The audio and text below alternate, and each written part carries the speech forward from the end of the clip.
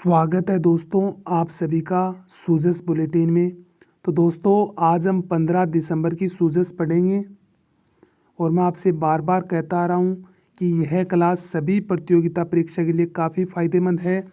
100% राजस्थान सूजस से ही राजस्थान का current affair पूछा जा रहा है। तो पीछे हुई भर्तियों में भी आप देख सकते हैं, जैसे वन रक्षक की हुई थी, आरपीएससी फर्स्ट ग्रेड की हुई थी। तो आप से इतनी रिक्वेस्ट की जाती है आप वीडियो को पूरा ज़रूर देखिए, ज़्यादा वीडियो भी बड़ा नहीं हो रहा है। तो आज का हमारा पहला पॉइंट है त्रिस्तरीय जन सुनवाई व्यवस्था। तो त्रिस्तरीय जन सुनवाई व्यवस्था क्या है, ये आपको पहले भी पढ़ाया जा चुका है कि राज्य सरकार ने लोगों से जुड़ी समस्या का त्वरित समाधान के लिए त्रिस्तरीय जन सुनवाई की व्यवस्था की गई है, जिसमें इस तरह से देखो, जैसे प्रथम गुरुवार होगी तो समस्त ग्राम पंचायत मुख्यालयों पर जन सुनवाई की व्यवस्था की गई है, और दूसरे गुरुवार को उपखंड स्तर पर और तीसरे गुरुवार को जिला स्तर पर जन सुनवाई की व्यवस्था की गई है। तो राजस्थान में आम लोगों से कोई जुड़ी समस्या है, उनका समाधान करने के लिए राजस्थान सरकार ने 3 स्तर से जन सुनवाई व्यवस्था चलवाई है। तो प्रथम गुरुवार को होगी पंचायत स्तर पर, और दूसरे गुरुवार को होगी उपखंड स्तर पर, और तीसरे गुरुवार को जिला स्तर पर जन सुनवाई का आयोजन किया जाएगा। तो काफ़ी इम्पोर्टेंट है, परीक्षा में बनने वाला क्वेश्चन है और एकदम आसान भी है, जिसमें प्रथम गुरुवार को ग्राम पंचायत स्तर पर और दूसरे गुरुवार को उपखंड स्तर पर और तीसरे गुरुवार को जिला स्तर पर जन सुनवाई की व्यवस्था की गई है। अब नेक्स्ट पॉइंट हमारा मुख्यमंत्री घरेलू विद्युत अनुदान योजना। यह योजना काफ़ी इम्पोर्टेंट है, जो बिजली के अंदर 50 यूनिट फ्री दी जा रही है राजस्थान सरकार के द्वारा। तो मुख्यमंत्री घरेलू विद्युत अनुदान योजना कब की शुरुआत की गई? अप्रैल 2022 से इसकी शुरुआत की गई और घोषणा की गई थी बजट 2022-23 के अंदर। तो बजट 22-23 के अंदर तो इस योजना की घोषणा की जा चुकी थी, और शुरू पूछे तो अप्रैल 2022 के अंदर इस योजना को शुरू किया गया था। अब जो योजना के अंदर इम्पोर्टेंट पॉइंट है वो देखते हैं हम। 50 यूनिट प्रति माह खपत करने वाले उपभोक्ताओं के लिए बिजली बिल शून्य किया जाएगा। कितनी यूनिट है? 50 यूनिट है। 100 यूनिट प्रति माह खपत करने के वाले के लिए 50 यूनिट तो निःशुल्क रहेगी। तो अगली 50 यूनिट के लिए, मिनट नहीं है ये यूनिट है, यूनिट के लिए 3 रुपये प्रति यूनिट अनुदान राशि दी जाएगी राजस्थान सरकार के द्वारा। और वहीं 150 यूनिट तक 3 रुपये प्रति यूनिट, और उसके बाद अगली 150 यूनिट होगी तो उसके लिए 2 रुपये प्रति यूनिट का अनुदान दिया जाएगा। तो काफ़ी इम्पोर्टेंट है, इसमें कंफ्यूज मत होना। पहली 50 यूनिट होगी तो वो किसी उपभोक्ता के लिए आ रही है तो उनके लिए बिजली बिल क्या होगा? बिल्कुल न्यूनतम शून्य होगा। वहीं दूसरा पॉइंट देखिए कि 100 यूनिट आ रही है किन्हीं के, तो 50 यूनिट तो निःशुल्क होगी। तो अगली 50 यूनिट पर कितना अनुदान मिलेगा? 3 रुपये प्रति यूनिट का अनुदान मिलेगा। अगर 150 यूनिट आ रही है तो प्रथम 150 पर तो 3 रुपये प्रति यूनिट अनुदान, और अगले 150 पर कितने रुपये? 2 रुपये प्रति यूनिट अनुदान दिया जा रहा है। और अंतिम पॉइंट है 50 यूनिट तक बिजली उपभोग करने वाले सभी श्रेणी की घरेलू उपभोक्ताओं को बिजली खर्च, फिक्स खर्च सब माफ़ किया जाएगा। जितना भी बिजली खर्च आ रहा है, फिक्स चार्ज होता है, वो भी माफ़ किया जा रहा है 50 यूनिट का उपभोग करने वालों के लिए। तो 2 पॉइंट पढ़े, एक तो त्रिस्तरीय जन सुनवाई व्यवस्था थी और दूसरा था मुख्यमंत्री घरेलू विद्युत अनुदान योजना, जो 50 यूनिट निःशुल्क दे रही है, ना उनके फिक्स चार्ज ले रही है, ना उनके बिजली बिल में एकदम शून्य आ रहा है। और कोई 100 यूनिट बरत रहा है तो उसके 50 यूनिट निःशुल्क कर अगली 50 यूनिट पे 3 रुपये प्रति यूनिट का अनुदान है। 150 यूनिट पे 3 यूनिट है, अगली 150 पर कितना रुपये? 2 रुपये प्रति यूनिट का अनुदान दिया जा रहा है। काफ़ी इंपॉर्टेंट पॉइंट है। राज्य सहकार वेबसाइट का लोकार्पण किया गया है। तो कौन सी वेबसाइट है ये? परीक्षा में डायरेक्ट पूछा जाएगा। राज्य सहकार वेबसाइट। तो वेबसाइट देख लीजिए आप, www.rajsehkar.rajasthan.government.in। सहकारिता मंत्री उदयलाल अंजना ने सहकार भवन में सहकारिता विभाग की वेबसाइट को लोकार्पण किया था। और किसने किया था ये भी आजकल परीक्षा में काफ़ी बार पूछा जा रहा है, किसने किया था। सहकारिता मंत्री उदयलाल अंजना ने राज्य सहकार वेबसाइट का लोकार्पण किया है। तो वेबसाइट आप याद रखो तो रख लेना, परीक्षा के अंदर नहीं पूछी जाएगी, लेकिन ये जरूर पूछा जाएगा कि राज्य सहकार वेबसाइट का लोकार्पण किसने किया है, उदयलाल अंजना ने। ये जो फ्लैगशिप योजना थी, तो आप सबको पता है पहले कितनी फ्लैगशिप योजना थी, 28 फ्लैगशिप योजना थी। अब 5 नई योजना को फ्लैगशिप योजना के अंदर शामिल कर दिया गया है, जो राज्य सरकार के द्वारा जारी कर दी गई है। जो सूची कौन कौन सी है देखते हैं योजना के अंदर। जो पर्यटन विभाग के तहत योजना संचालित हो रही है तो वो कौन सी है, पर्यटन को पूर्ण उद्योग का दर्जा दे योजना का नाम। सामाजिक न्याय विभाग के तहत संचालित हो रही योजना कौन सी है, मुख्यमंत्री अनुप्रति कोचिंग योजना। उच्च शिक्षा विभाग के तहत कौन सी योजना संचालित हो रही है, Rajiv Gandhi scholarship for academic excellence, जो आपको बताई गई है। 150 संस्था है, 200 छात्रों को, जिसमें महिलाओं के लिए 50 सीटें आरक्षित की गई है। तो विदेशों के अंदर पढ़ाई करने के लिए यह योजना है, Rajiv Gandhi scholarship for academic excellence योजना। 2 है स्कूली शिक्षा की, जो अभी हाल ही के अंदर चली थी। तो कब चली थी, 29 नवंबर को इसका शुभारंभ किया गया था, मुख्यमंत्री बाल गोपाल योजना। और नेक्स्ट है मुख्यमंत्री निःशुल्क यूनिफॉर्म वितरण योजना। तो बाल गोपाल यूनिफॉर्म दोनों 29 नवंबर को योजना स्टार्ट की गई थी। इसमें सप्ताह में 2 दिन दूध उपलब्ध कराया जाता है, एक तो मंगलवार को और एक शुक्रवार को। वहीं मुख्यमंत्री निःशुल्क यूनिफॉर्म में यूनिफॉर्म के 2 सेट दिए जाते हैं, साथ में 200 रुपये सिलाई के दिए जाते हैं। इसमें जो दूध दिया जाता है वो कितना, 150 ml 1 से 5वीं तक और 200 ml 6 से 8वीं तक को दिया जाता है। तो इन 500 योजना को, मेन बात तो यही है कि इन 500 योजना को राजस्थान फ्लैगशिप योजना कार्यक्रम के अंदर सम्मिलित किया गया है। 500 योजना के नाम जरूर याद रखना। मुख्यमंत्री यूनिफॉर्म इसका रहेगा, बाल गोपाल का रहेगा। 2 योजना इसको साथ याद रखिए, मुख्यमंत्री अनुप्रति कोचिंग योजना और स्कॉलरशिप फॉर एकेडमिक एक्सीलेंस, दोनों योजना को एक साथ याद कीजिएगा। और एक पर्यटन विभाग की ओर से योजना है, पर्यटन को पूर्ण उद्योग का दर्जा। तो पहले कितनी योजना थी, 28 योजना थी, अब 5 और जुड़ गई है, तो कितनी हो गई है, 33 फ्लैगशिप योजना राजस्थान के अंदर संचालित की जा रही है वर्तमान के अंदर। तो आज राज सिक्कों पे चर्चा की गई, तो इसे हम पूरा डीप से पढ़ते हैं। राज सिक्को क्या है और ये कब स्टार्ट हुआ। राजस्थान लघु उद्योग निगम लिमिटेड, जिसे हम शॉर्ट में बोलते हैं राज सिक्को, तो क्या है, Rajasthan small industries corporation limited, जिसे हम बोलते हैं राज सिक्को। तो इसकी स्थापना एकदम कंठस्थ याद होनी चाहिए सब बच्चों को, कब थी, 3 जून 1961।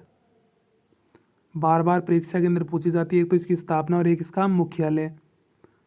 मुख्यालय कहाँ पे है, जयपुर के अंदर, और स्थापना 1961 के अंदर राज सिक्को की स्थापना की गई थी। तो इसका मुख्य उद्देश्य क्या है कि लघु उद्योग एवं हस्तशिल्पियों को वित्तीय सहायता प्रोत्साहन देने व उनके द्वारा उत्पादित वस्तुओं को समुचित विपणन करना। तो नाम से ही पता चल रहा है कि लघु उद्योग, और साथ में एक और है कि उनको हस्तशिल्पियों को वित्तीय सहायता उपलब्ध करवाएगी, मतलब पैसे उपलब्ध करवाएगी, उन्हें प्रमोट करेगी और बेचने के लिए उन्हें जगह भी उपलब्ध करवाई जाएगी।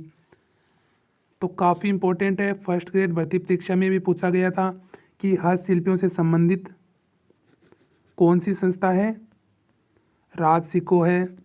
तो आपको नाम इसका याद होना चाहिए। तो ये कौन सी है, एक तो लघु उद्योग है और एक हस्तशिल्पियों के लिए। इनको पैसे भी उपलब्ध कराया जाता है, प्रमोट भी किया जाता है, बेचने के लिए इन्हें जगह भी उपलब्ध राज सिक्को के माध्यम से करवाई जा रही है। अब चलते हैं हम राज सिक्को के कार्य के बारे में चर्चा करते हैं कि लघु उद्योग है, तो इसका नाम से ही पता चला लघु उद्योग है, वृहत उद्योग इसके अंदर नहीं सम्मिलित किए गए हैं। लघु उद्योग इकाइयों को कच्चा माल, साख, तकनीक व प्रबंधन की सहायता व प्रशिक्षण उपलब्ध करवाना।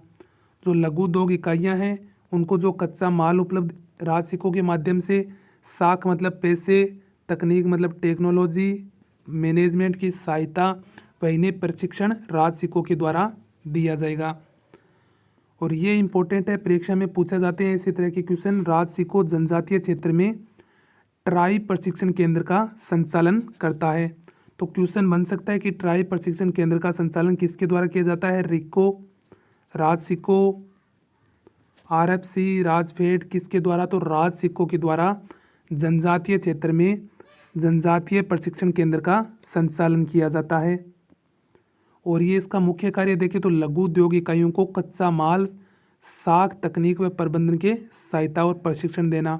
और उद्देश्य आपको पता ही है, लघु उद्योग और हस्तशिल्पियों को वित्तीय सहायता देना, उन्हें प्रमोट करना और उन्हें बेचने के लिए जगहें उपलब्ध करवाना इसका मुख्य उद्देश्य है। स्थापना 1961 और कहाँ पे? जयपुर के अंदर इसका मुख्यालय है। राज्य शिक्षक गलीचे प्रशिक्षण केंद्रों को भी संचालन करता है। तो क्वेश्चन डायरेक्ट पूछा जा सकता है, गलीचा प्रशिक्षण केंद्र किसके द्वारा संचालित होता है? राज्य शिक्षकों के द्वारा। जो मयूर छाप बीड़ी है उनके उत्पादन में भी संपूर्ण राजस्थान में इसके विपणन को बढ़ावा देता है राज्य शिक्षक। तो मयूर छाप बीड़ी, गलीचे निर्माण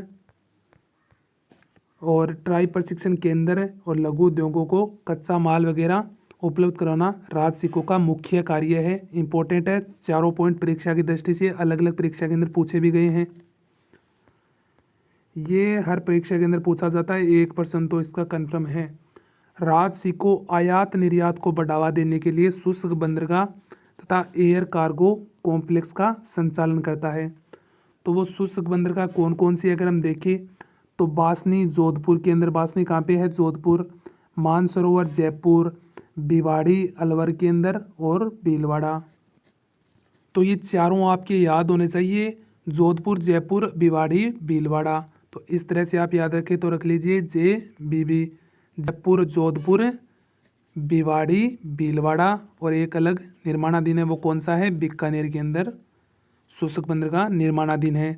तो आप इन चारों का नाम तो ज़रूर याद रखें, जयपुर, जोधपुर, भिवाड़ी, भीलवाड़ा, जयपुर, जोधपुर, भिवाड़ी, भीलवाड़ा। तो इनका नाम आप ज़रूर याद रखें, हर परीक्षा की दृष्टि से काफ़ी इंपॉर्टेंट है। कौन कौन से? जयपुर, जोधपुर, भिवाड़ी, अलवर, जयपुर, जोधपुर, भिवाड़ी, भीलवाड़ा। भिवाड़ी कहाँ पे है? अलवर के अंदर। जयपुर में कहाँ पे है? मानसरोवर और जोधपुर में बासनी क्षेत्र। हवाई मार्ग से आयात निर्यात की सुविधा सांगानेर एयरपोर्ट जयपुर में स्थित एयर कार्गो कॉम्प्लेक्स के माध्यम से दी जा रही है। तो एयर कार्गो कॉम्प्लेक्स कहाँ पे है? सांगानेर एयरपोर्ट के अंदर। और शुष्क बंदरगाह कहाँ पे है? बासनी, जोधपुर, मानसरोवर, जयपुर, भिवाड़ी, अलवर और भीलवाड़ा।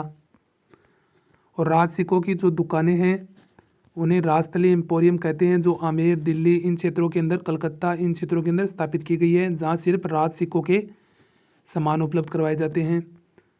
अब जो करंट से रिलेटेड है कि राज्य शिक्षकों ने जब से इसकी स्थापना हुई थी 1961 से लेके 2021 और 22 में सबसे ज़्यादा रिकॉर्ड लाभ अर्जित किया है। कितना?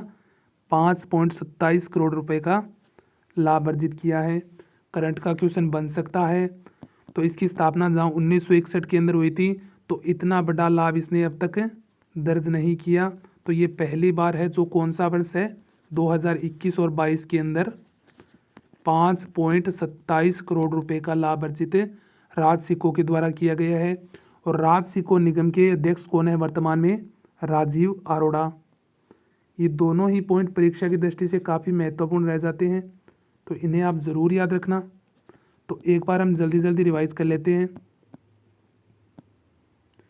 त्रिस्तरीय जन सुनवाई व्यवस्था एकदम आसान है, जिसमें 3 गुरुवार लिए गए हैं। प्रथम गुरुवार को पंचायत स्तर पर, दूसरे गुरुवार को उपखंड स्तर पर और तीसरे गुरुवार को जिला स्तर पर जन सुनवाई की व्यवस्था की जाएगी। आम आदमी की जो सुविधाएं प्रॉब्लम आ रही है उनका समाधान इन जन सुनवाई के माध्यम से किया जाएगा। दूसरी थी मुख्यमंत्री घरेलू विद्युत अनुदान योजना, जो बजट 2022-23 के अंदर इसकी घोषणा की गई थी, जिसमें 50 यूनिट किसी का उपभोक्ता का बिल आ रहा है तो उसके अंदर जो जितना फिक्स चार्ज है या बिजली बिल एकदम शून्य रहेगा, 1 रुपये भी उसका खर्च नहीं होगा। और 100 यूनिट आ रहा है तो प्रथम 50 यूनिट तो निःशुल्क और अगले 50 यूनिट पे 3 रुपये प्रति यूनिट का अनुदान। वहीं किसी का 150 यूनिट आ रहा है तो प्रथम 150 पर 3 रुपये प्रति यूनिट का अनुदान, अगले 150 पर कितने रुपये? 2 रुपये प्रति यूनिट का अनुदान दिया जा रहा है। राज्य सहकार वेबसाइट का लोकार्पण किसने किया है? तो कौन सी वेबसाइट है? राज्य सहकार वेबसाइट। उदयलाल अंजना के द्वारा इसका लोकार्पण किया गया है। कहाँ पे? सहकारिता विभाग के सहकार भवन के अंदर। जो राजस्थान की जो 5 योजना है जो फ्लैगशिप योजना के अंदर सम्मिलित की गई है वो कौन कौन सी है? मुख्यमंत्री बाल गोपाल योजना, मुख्यमंत्री निःशुल्क यूनिफॉर्म वितरण योजना, राजीव गांधी स्कॉलरशिप और एकेडमिक एक्सीलेंस योजना, मुख्यमंत्री अनुप्रति कोचिंग योजना और पर्यटन को पूर्ण उद्योग का दर्जा। तो ये योजना थी, इम्पोर्टेंट योजना है, याद रखना। इन्हें फ्लैगशिप योजना में सम्मिलित करने के बाद अब कुल कितनी फ्लैगशिप योजना हो गई है? कुल 33 फ्लैगशिप योजना वर्तमान के अंदर राजस्थान में संचालित हो रही है। राज सिकोजा 1961 के अंदर स्थापना, जयपुर के अंदर मुख्यालय। मुख्य उद्देश्य लघु उद्योग व हस्तशिल्पियों को पैसे, वित्तीय सहायता, इनका मैनेजमेंट करना, प्रोत्साहन करना, बेचने के लिए इन्हें जगह उपलब्ध करवाना। तो जहाँ भी हस्तशिल्प नाम आ जाए तो उनके लिए आप राज सिको करेंगे। आरपीसी फर्स्ट ग्रेड के अंदर भी पूछा गया था, हस्तशिल्पियों के निर्मित संस्था कौन सी है? राज सिको। कार्य से संबंधित देखिए तो लघु उद्योग को कच्चा माल, पैसे, टेक्निकल तथा मैनेजमेंट की सहायता उपलब्ध इसके माध्यम से करवाई जाएगी। राज सिको जनजातीय क्षेत्र में जनजातीय प्रशिक्षण केंद्रों का संचालन भी करती है। राज सिको गलीचा प्रशिक्षण केंद्रों में संचालन करता है।